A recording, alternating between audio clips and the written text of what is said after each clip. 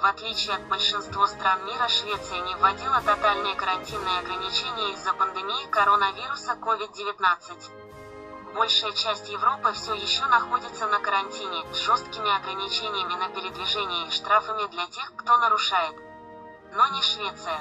Рестораны и бары открыты в скандинавской стране, а также игровые площадки и школы.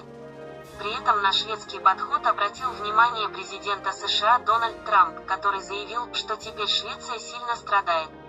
В свою очередь министр иностранных дел Швеции Энн Линде ответила Трампу, что он не прав.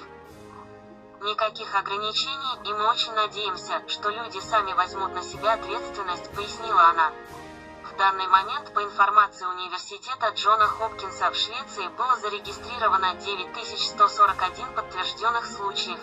Шведские власти поощряли людей мыть руки и оставаться дома, если они заболели. 24 марта были введены новые правила, чтобы избежать переполненности в ресторанах. Но они остались открытыми. Во Всемирной организации здравоохранения скептически относятся к такому подходу Швеции в борьбе с болезнью. Там призывают усилить меры по борьбе с распространением вируса, поскольку шведская кривая коронавируса выглядит хуже, чем во многих европейских государствах с более строгими карантинными мерами.